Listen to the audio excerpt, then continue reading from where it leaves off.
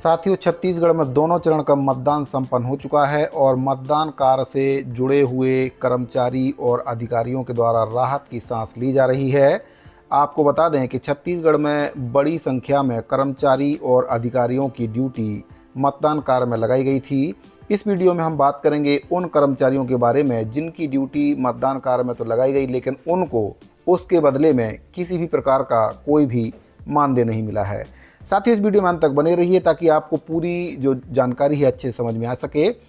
मतदान कार्य में कर्मचारियों और अधिकारियों की ड्यूटी तो लगाई जाती है, उसके साथ साथ कुछ रिजर्व में भी कर्मचारियों को रखा जाता है ताकि अगर किसी कर्मचारी की तबीयत खराब हो जाए या उसको किसी प्रकार की इमरजेंसी हो जाए या फिर जिनकी ड्यूटी लगी रहती है वे उपस्थित नहीं होते हैं, किसी कारण से वे अवकाश ले लेते हैं, अपना नाम ड्यूटी से कटवा लेते हैं, तो ऐसे में जो कर्मचारी हैं उनको रिजर्व में रखा जाता है।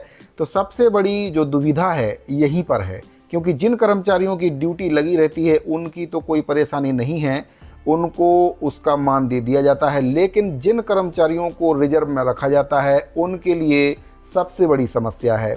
ना ही उन कर्मचारियों को किसी प्रकार का मानदेय दिया जाता है और ना ही उनके लिए किसी प्रकार की व्यवस्था की जाती है। तो रिजर्व मतदान दल के जो कर्मचारी हैं उनके द्वारा मानदेय भुगतान की मांग की गई है।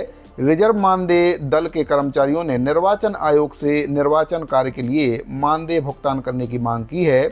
रायपुर निर्वाचन कार्य में लगे रिजर्व कर्मचारी भी निर्वाचन आयोग से कार्य को सफलतापूर्वक निर्वहन करते आ रहे हैं और अन्य मतदान दलों के समान वे भी चुनाव कार्य का प्रशिक्षण लेते हैं और चुनाव में ड्यूटी में भी वे उपस्थित रहते हैं।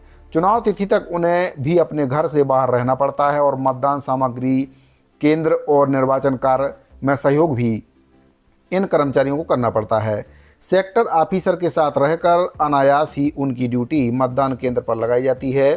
छत्तीसगढ़ के निर्वाचन कार्य में लगे हुए कर्मचारियों ने रिजर्व दल को उनके चुनाव प्रशिक्षण और निर्वाचन तिथि तक उपस्थिति के हिसाब से मानदेय राशि जारी करने की मांग मुख्य निर्वाचन अधिकारी छत्तीसगढ़ और मुख्य निर्वाचन आयुक्त भारत सरकार से की है।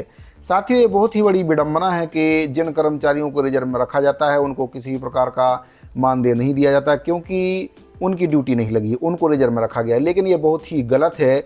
वे कर्मचारी भी ड्यूटी में उपस्थित रहते हैं, वे भी अपने घर परिवार से दूर रहते हैं। जितने दिन मतदान का कार्य रहता है उतने दिन उनके द्वारा भी उपस्थिति दी जाती है और कर्मचारियों और अधिकारियों के साथ वे भी रहते हैं ताकि अगर किसी कर्मचारी की या अधिकारी की तबीयत खराब हो या कोई एब्सेंट होता है या कोई ड्यूटी कटवा लेता है तो उनके जगह पर उन रिजर्व कर्मचारियों की ड्यूटी लगाई जाती है। लेकिन ये बहुत ही गलत बात है कि उन कर्मचारियों को किसी भी प्रकार का कोई भी मानदेय नहीं दिया जाता है, जो कि एक प्रकार से अनुचित है।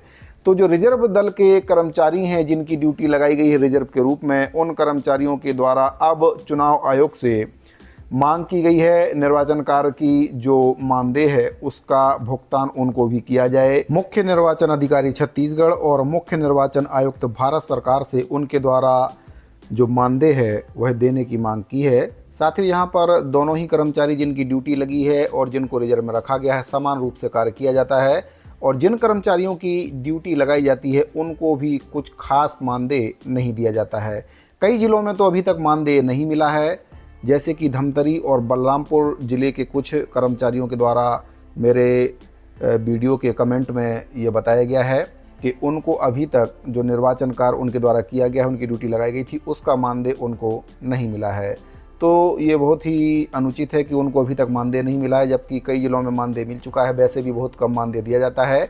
इसमें पीठासीन अधिकारी को 850 से लेकर 900 रुपये और जो मतदान अधिकारी क्रमांक 1, 2 और 3 रहते हैं उनको 650 और कहीं कहीं 800, कहीं कहीं 850 रुपये का भुगतान किया गया है। तो जिन कर्मचारियों की ड्यूटी रिजर्व के रूप में लगाई गई थी उनको भुगतान करना चाहिए। आपकी इस बारे में क्या राय है? क्या इन कर्मचारियों को भुगतान करना चाहिए? साथियों, अगर आपको जानकारी अच्छी लगी हो तो वीडियो को लाइक कर दें, चैनल को सब्सक्राइब जरूर कर लें। मिलते हैं अगली वीडियो में एक और महत्वपूर्ण जानकारी के साथ। अभी के लिए दीजिए इजाज़त। धन्यवाद।